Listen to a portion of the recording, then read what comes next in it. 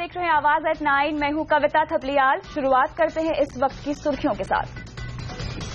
31 मार्च के बाद पुराने नोट के लेन देन पर हो सकती है 4 साल तक की सजा। नोटबंदी को अदालत में भी नहीं कर पाएंगे चैलेंज। अध्यादेश लाने की तैयारी में सरकार। What you need is a broader base of economy for which you need a lower level of taxation. Budget में कम हो सकता है टैक्स का बोझ, वित्त मंत्री ने दिए संकेत। जेटली की सफाई के बावजूद बाजार को नए टैक्स का डर। सेंसेक्स 234 पॉइंट टूटा, निफ्टी भी 7 महीने के निचले स्तर पर। नोटबंदी पर मोदी को घेरने की सोनिया की कोशिशों को झटका। कल होने वाली बैठक से लेफ्ट, एसपी, बीएसपी, जेडीयू ने बनाई दूरी। 7 और हवाई अड्डों पर हैंडबैग में सिक्योरिटी टैक्स से मिली छूट। पहले दौर में 6 हवाई अड्डों पर रियायत से नहीं हुई सुरक्षा में समस्या। पावरफुल मिसाइल अग्नि 5 का सफल टेस्ट। पूरा चीन, यूरोप, अफ्रीका के देशों तक मारक क्षमता। और बॉक्स ऑफिस पर आमिर की दंगल का धमाल। 3 दिनों में कमाई 100 करोड़ के पार। भेड़ की हाहाकार के बदले शेर की एक दहाड़ है प्यारे। ये है आज की सबसे बड़ी खबर, आवाज की एक्सक्लूसिव खबर। ये दोनों खबरें आपके लिए जानना जरूरी है। एक खबर ये है कि नोटबंदी में 30 दिसंबर के बाद क्या होगा, और दूसरी खबर है नोटबंदी में 31 मार्च के बाद क्या होगा। क्या 30 दिसंबर के बाद कैश की लिमिट हटेगी? 31 मार्च के बाद पुराने नोटों का क्या होगा, और जिनके पास पुराने नोट होंगे उनका क्या होगा? ये दोनों खबरें हर हिंदुस्तानी से जुड़ी खबर है, इसीलिए ये है आवाज एट 9 की पहली खबर। अगर अभी भी आपने 500 और 1000 के पुराने नोट जमा नहीं किए हैं तो जल्दी कीजिए, क्योंकि 31 मार्च के बाद अगर आपने पुराने नोट आपके पास पाए गए तो आपको 4 साल तक की जेल हो सकती है। सीएनबीसी आवाज को मिली एक्सक्लूसिव जानकारी के मुताबिक सरकार इसके लिए एक अध्यादेश लाने की तैयारी में भी है, और इस अध्यादेश में नोटबंदी से जुड़े फैसलों को अदालत में भी नहीं चैलेंज किया जा सकेगा। 31 मार्च 2017 के बाद आपके पास रखे 500 और 1000 के पुराने नोट मुसीबत बन सकते हैं। सूत्रों से मिली जानकारी के मुताबिक 31 मार्च 2017 के बाद पुराने नोट रखने पर या इसकी लेन देन पर जेल तक की सजा हो सकती है। ये सजा अपराध की गंभीरता के मुताबिक अधिकतम 4 साल तक की हो सकती है। साथ ही पुराने नोट रखने या लेन देन करने पर 5000 रुपए का जुर्माना लगाने पर भी विचार चल रहा है। सूत्रों के मुताबिक इस मुद्दे पर सरकार जल्द ही एक अध्यादेश ला सकती है। इस अध्यादेश के तहत 30 दिसंबर के बाद पुराने नोट जमा करने के लिए सख्त प्रावधान भी किए जाएंगे। यानी 30 दिसंबर के बाद पुराने नोट जमा करना और भी मुश्किल हो जाएगा। 30 दिसंबर बैंकों में 500 और 1000 के पुराने नोट जमा कराने की आखिरी तारीख है, लेकिन इसके बाद अगर कोई नोट जमा कराना चाहे तो उसे रिजर्व बैंक की शाखा में जमा करना होगा। नोट जमा करने से पहले ये बताना होगा कि आखिर अब तक इन्हें जमा क्यों नहीं किया गया। सूत्रों के मुताबिक खुद रिजर्व बैंक नहीं पहुंच पाने की सूरत में डाक के जरिए पुराने नोट और घोषणा पत्र भेजने का भी प्रावधान होगा। घोषणा पत्र में ये बताना होगा कि खुद क्यों नहीं आए और अब तक नोट क्यों नहीं जमा किए। हालांकि इस बात का खतरा रहेगा कि दलीलों से असहमत रिजर्व बैंक पुराने नोट जमा लेने से मना कर सकता है। लक्ष्मण रॉय, दिल्ली। सब यही पूछ रहे हैं कि 30 दिसंबर के बाद क्या होगा। 30 के बाद भी कैश की किल्लत खत्म नहीं होने वाली है। सीएनबीसी आवाज को मिली एक्सक्लूसिव जानकारी के मुताबिक 30 दिसंबर के बाद भी एटीएम और बैंक से एक तय सीमा से ज्यादा पैसे निकालने पर पाबंदी लगी रहेगी। हालांकि इस सीमा में बढ़ोतरी की जा सकती है, और इस खबर पर आइए विस्तार से बात करते हैं। हमारे साथ अब जुड़ रहे हैं हमारे ब्यूरो चीफ लक्ष्मण रॉय। लक्ष्मण, क्या यह लगभग तय है कि 30 दिसंबर के बाद भी आप मनचाही रकम एटीएम और बैंकों से अब नहीं निकाल पाएंगे? ऐसा कतई नहीं होने वाला है। हर कोई इस उम्मीद में था कि 30 दिसंबर के बाद वो एटीएम से जितने पैसे चाहे निकाल सकेंगे, बैंक से जितने पैसे चाहे निकाल सकेंगे, लेकिन ऐसा नहीं होने जा रहा है। जो हमें सूत्रों से जानकारी मिली है उसके मुताबिक 30 दिसंबर के बाद भी एटीएम से पैसा निकालने पर या फिर बैंक से पैसा निकालने पर पाबंदी जारी रहेगी। एक सीमा से ज्यादा पैसा आप कभी नहीं निकाल सकेंगे। हाँ, इस सीमा में बढ़ोतरी की जा सकती है। सीमा में कितनी ज्यादा बढ़ोतरी की जाएगी इसको लेकर अभी तक कोई अंतिम फैसला नहीं लिया गया है। सूत्रों की माने तो अगले 1 से 2 दिन में प्रधानमंत्री की अगुवाई में एक समीक्षा बैठक होगी और समीक्षा बैठक में यह तय किया जाएगा कि एटीएम से पैसे निकालने की जो मौजूदा सीमा है 2500 रुपए प्रतिदिन, उसमें कितनी बढ़ोतरी की जाए और बैंक से हर हफ्ते 24,000 रुपए निकालने की जो सीमा है उसमें कितनी बढ़ोतरी की जाए। शुक्रिया तमाम डिटेल्स के लिए लक्ष्मण। वहीं नोटबंदी पर मोदी को घेरने की सोनिया की कोशिशों को झटका लगा है। नोटबंदी पर कल दिल्ली में होने वाली विपक्षी दलों की बैठक से पहले ही पार्टियां टूटती नजर आ रही हैं। कल होने वाली बैठक से लेफ्ट, एसपी, बीएसपी, जेडीयू शामिल नहीं होंगी और हालांकि पश्चिम बंगाल की मुख्यमंत्री ममता बनर्जी इस बैठक में हिस्सा लेंगी। एसपी, बीएसपी, लेफ्ट और जेडीयू का यह मानना है कि अगर ये विपक्ष का साझा कार्यक्रम है तो पहले इसे तय किया जाना चाहिए। Somebody announces a date and a time, everybody else will come there. I mean, that cannot happen in that way. Unfortunately, that process will not done. We hope that that process will be done after the Prime Minister's new announcements and there will be a joint activity. And since all the opposition parties, all 16 are not going to be there tomorrow. Opposition की unity की meeting के लिए कोई minimum programme होना चाहिए, कोई minimum common agenda होना चाहिए। इस मीटिंग में इस तरह की का एजेंडे का या प्रोग्राम का कोई प्रोविजन नहीं है, इसलिए अभी हम तय करेंगे कि हमें जाना चाहिए कि नहीं जाना चाहिए। वित्त मंत्री अरुण जेटली ने बजट से पहले टैक्स रेट में कटौती के संकेत दिए हैं। फरीदाबाद में आईआरएस के 68वें बैच को संबोधित करते हुए जेटली ने कहा कि अब वो जमाना नहीं जब ज्यादा आय के लिए ज्यादा टैक्स वसूला जाए। उन्होंने कहा कि टैक्स दरें कम करने से इकोनॉमी को फायदा होगा। Revenue perceptions were, in terms of policy,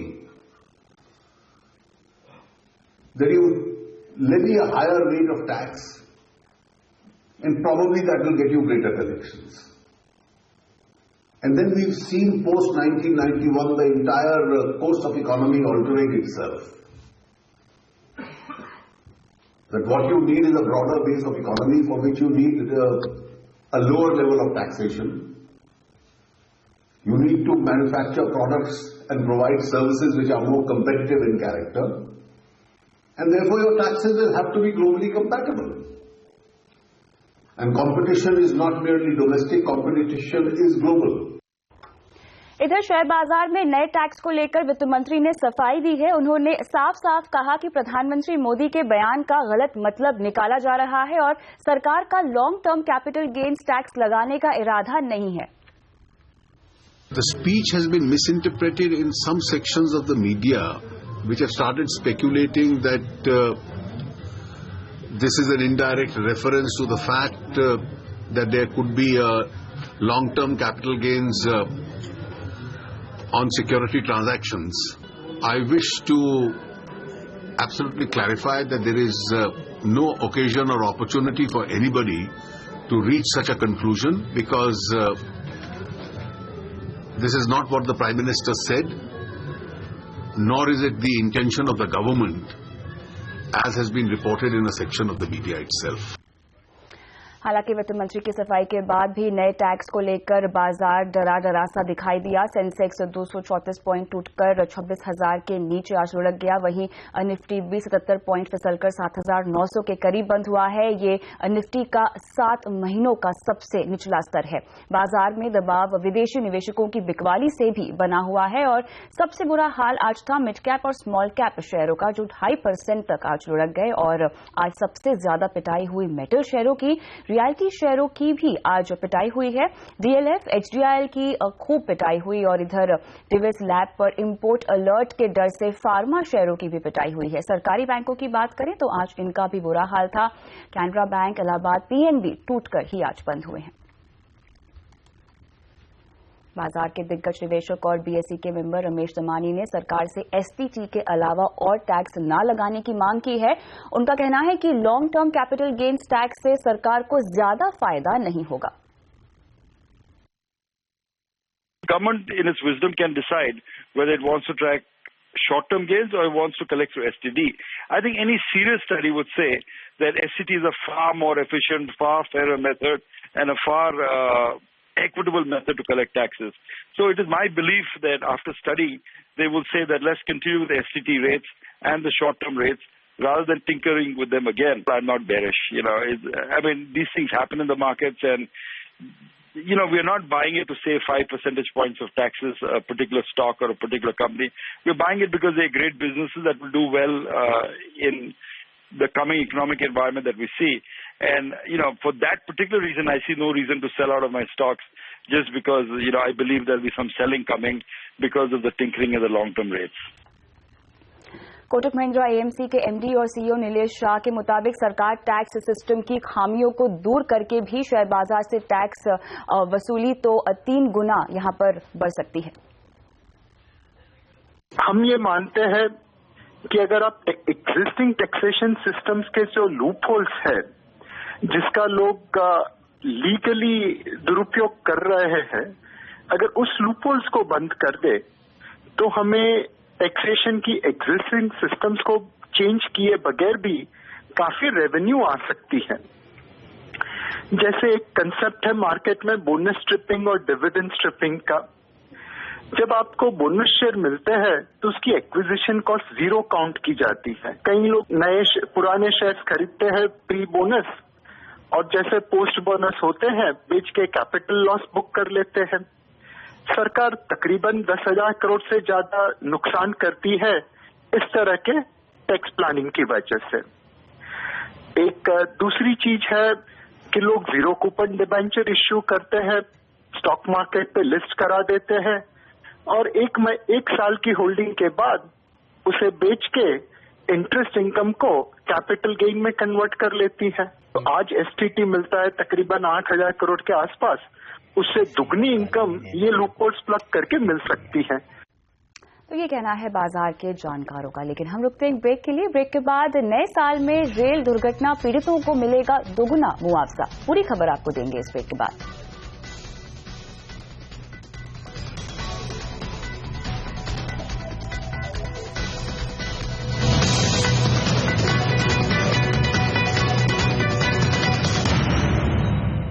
पिछली तारीख से लगे टैक्स के मामलों को निपटाने की स्कीम पर सीबीडीटी ने सफाई दी है। टैक्स मामलों को सुलझाने के लिए सीबीडीटी ने सफाई देते हुए 2 शर्तें यहां जोड़ दी है। आइए जानते हैं हमारे ब्यूरो चीफ लक्ष्मण रॉय से क्या है ये 2 शर्तें। हमारे साथ लक्ष्मण जुड़ रहे हैं। लक्ष्मण, ये बताएं कि टैक्स विवाद निपटारे की स्कीम पर आखिर क्या सफाई दी गई है सीबीडीटी की तरफ से? इससे आप इनकम टैक्स डिपार्टमेंट की ओर से जारी की गई सफाई भले ही कहें, लेकिन दरअसल सरकार ने उस योजना को और ज्यादा सख्त बना दिया है। क्योंकि बजट में जब इस योजना का ऐलान किया गया था तो ये माना जा रहा था कि वोडाफोन, केन इंडिया जैसी कंपनियों के लिए टैक्स चुकाने का रास्ता ज्यादा आसान कर दिया गया है। लेकिन सरकार ने अब सफाई जारी करते हुए साफ कहा है कि अगर ऐसी कंपनियां इस योजना का फायदा उठाना चाहती है, टैक्स की पूरी रकम चुकाना चाहती है सरकार को, उससे पहले 2 शर्तें पूरी करनी होगी। पहली शर्त यह है कि अलग अलग न्यायालयों में भारत सरकार के खिलाफ या फिर इनकम टैक्स डिपार्टमेंट के खिलाफ जो भी मामले दर्ज किए हैं वो तमाम मामले उन्हें वापस लेने होंगे। दूसरी शर्त, भारत सरकार के उस अधिकार को मान्यता देनी होगी जिसके मुताबिक भारत सरकार को इस बात का संवैधानिक अधिकार है कि वो चाहे तो पिछली तारीख से कानून बदल सकती है, पिछली तारीख से टैक्स में बदलाव कर सकती है और पिछली तारीख से टैक्स वसूल सकती है। अगर कंपनियां इन दोनों शर्तों को पूरा करती हैं तभी विवाद निपटाने वाली स्कीम का फायदा उठा सकती है और सिर्फ टैक्स की रकम जमा कर सकती है, उन्हें पेनल्टी नहीं देनी होगी, उन्हें उस रकम पर कोई ब्याज चुकाना नहीं होगा। यानी वोडाफोन जिसके ऊपर 14,000 करोड़ रुपए से ज्यादा का रकम बकाया है, केन इंडिया जिसके ऊपर करीब 10,000 करोड़ रुपए से ज्यादा का रकम बकाया है, उन्हें पहले ऐसी शर्तों को पूरी करनी होगी, तभी वो इस योजना का फायदा उठा सकेंगे। और गौर करने वाली बात है कि ये योजना 31 दिसंबर तक ही चालू है। लक्ष्मण, तमाम डिटेल्स के लिए। आगे बढ़ते हैं। फरवरी में पेश होने वाले बजट को लेकर कल प्रधानमंत्री मोदी वरिष्ठ अर्थशास्त्रियों और विश्लेषकों से मिलेंगे। नीति आयोग की तरफ से बुलाई गई बैठक में वित्त मंत्री अरुण जेटली और वित्त मंत्रालय के वरिष्ठ अधिकारी भी शामिल होंगे। बैठक में पीएम अर्थशास्त्रियों से बजट को लेकर भी सुझाव मांग सकते हैं और इसके साथ ही नोटबंदी को लेकर भी चर्चा की जा सकती है। बैठक में अर्थशास्त्र के प्रोफेसर विवेक दहेजिया, NIPFP के निदेशक रथिन राय, क्रेडिट स्विस के प्रबंध निदेशक नीलकांत मिश्रा और ऑक्सिस निवेश के अध्यक्ष सुरजीत भल्ला भी शामिल होंगे। बैठक में नीति आयोग भी मोदी के सामने अगले 15 साल के एजेंडे पर विचार रख सकता है। 28 जुलाई को पीएम ने नीति आयोग से भारत के विकास के लिए अगले 15 साल के लिए विजन डॉक्यूमेंट बनाने को कहा था। रेल दुर्घटना में मिलने वाला मुआवजा दोगुना कर दिया गया है। रेल मंत्रालय ने इसका नोटिफिकेशन भी जारी कर दिया है। पूरी जानकारी के लिए बात करते हैं हमारी संवाददाता दीपाली नंदा से। दीपाली, आखिर क्या बदलाव किए गए हैं यहाँ पर मुआवजे के नियमों में? रेल हादसे के शिकार होने वाले पीड़ितों के लिए मुआवजे की रकम को दोगुना कर दिया है। 19 साल बाद रेल मंत्रालय ने मुआवजे की रकम में बढ़ोतरी की है। अभी अगर किसी व्यक्ति की रेल हादसे में मौत हो जाती है तो उसके परिवार वालों को 4 लाख रुपए तक का मुआवजा दिया जाता है, लेकिन अब इस रकम को 4 लाख रुपए से बढ़ाकर 8 लाख रुपए कर दिया गया है। इसके अलावा अगर ट्रेन हादसे के दौरान किसी भी तरह की कोई चोट या फिर व्यक्ति जख्मी होता है तो अलग अलग केसेस में जो मुआवजे की सीमा है उसे 6,40,000 से बढ़ाकर 7,20,000 रुपए तक कर दिया है। ये जो बदलाव किया गया है ये 19 साल बाद मुआवजे के नियमों में संशोधन करके बढ़ोतरी की गई है और जितना भी ये नया नियम है ये 1 जनवरी से लागू होगा। दीपाली इन तमाम डिटेल्स के लिए। आगे बढ़ते हैं। भारत ने आज अपनी इंटर कॉन्टिनेंटल बैलिस्टिक मिसाइल अग्नि 5 का सफल परीक्षण किया है और अग्नि 5 को DRDO ने बनाया है और इस मिसाइल का वजन 50 टन का है और इसमें 1.5 टन तक एक्सप्लोजिव डाला जा सकता है। इस सफल परीक्षण के साथ भारत की एंट्री लंबी मारक क्षमता की मिसाइल बनाने वाले देशों के एलीट क्लब में हो गई है और इससे पहले ऐसी मिसाइल सिर्फ रूस, अमेरिका, चीन, फ्रांस और UK के ही पास थे। अग्नि 5 मिसाइल की रेंज करीब 6,000 किलोमीटर है, यानी कि इसकी पहुंच चीन के आखिरी कोने तक है और इतना ही नहीं, ये पूरे एशिया में किसी भी टारगेट को निशाना बना सकता है। अफ्रीका और यूरोप के भी कई हिस्से अग्नि 5 की रेंज में आ जाएंगे और आप ये कह सकते हैं कि अग्नि 5 के बाद भारत की सामरिक क्षमता में बेतहाशा इजाफा यहां पर हो जाएगा।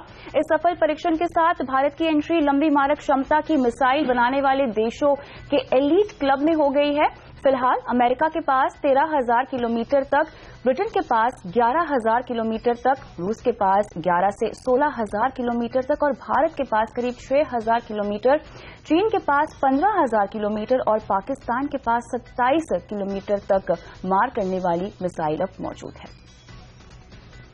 राष्ट्रपति प्रणब मुखर्जी और प्रधानमंत्री मोदी ने अग्नि 5 की सफलता पर DRDO को बधाई दी है।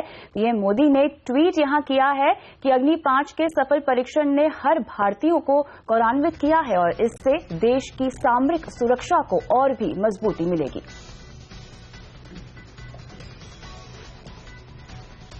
रुकते एक ब्रेक के लिए। ब्रेक के बाद देखिए छत्तीसगढ़ में सड़क पर बिखरी किसानों की उम्मीदें। पूरी खबर ब्रेक के बाद।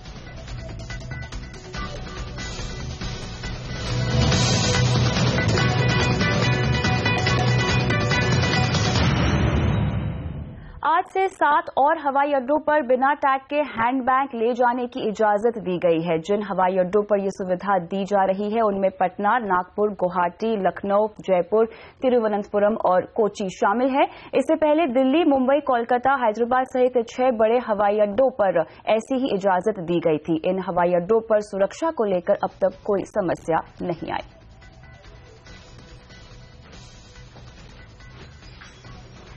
क्या आप कल्पना कर सकते हैं कि खून पसीने से सींची हुई फसल को कोई किसान यूं ही सड़क पर फेंक सकता है? लेकिन छत्तीसगढ़ के धमदा में किसानों ने यही किया है। किसानों ने 70 ट्रक टमाटर सड़क पर फेंक दिए हैं। धमदा दुर्ग जिले का हिस्सा है और वहां टमाटर की कीमत गिरकर 1 रुपए किलो पर पहुंच गई है। इतनी कम कीमत में किसान को भारी नुकसान हो रहा है और अपना विरोध जताने के लिए उन्होंने ये रास्ता अपनाया है।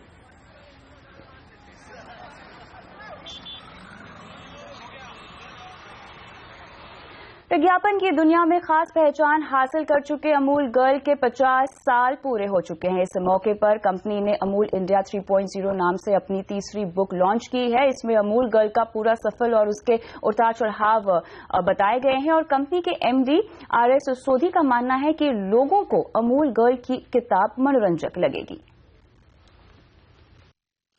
हमने इस बुक में एक तो इसमें हमने बताया कि इस कैंपेन की हिस्ट्री क्या है, जो आज से 50 साल पहले 1966 में एक कैंपेन क्यों स्टार्ट की गई और शुरू में कैसे ये कुछ होर्डिंग से शुरू होके पूरे नेशन में आई और कैसे सिर्फ आउटडोर से कैसे ये प्रेस में और डिजिटल में आई और इसमें जो भी अच्छे होर्डिंग्स हैं जिन पे अच्छे कमेंट्स में वो भी, जिन पे नेगेटिव मिले वो भी, और जनता की क्या राय है।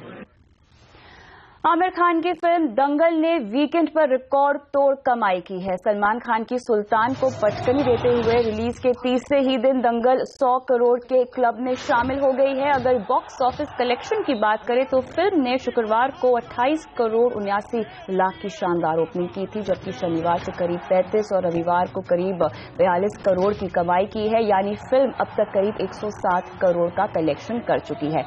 कमाई का ये दौर जारी रहा तो दंगल साल की सबसे बड़ी हिट साबित हो सकती है। हाथों की पहलवानी।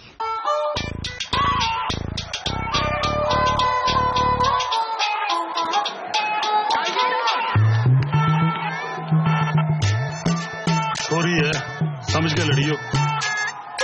बस छोरी समझ के ना लड़ियो। आमिर खान का बहुप्रतीक्षित फिल्म दंगल ओडिया फिल्म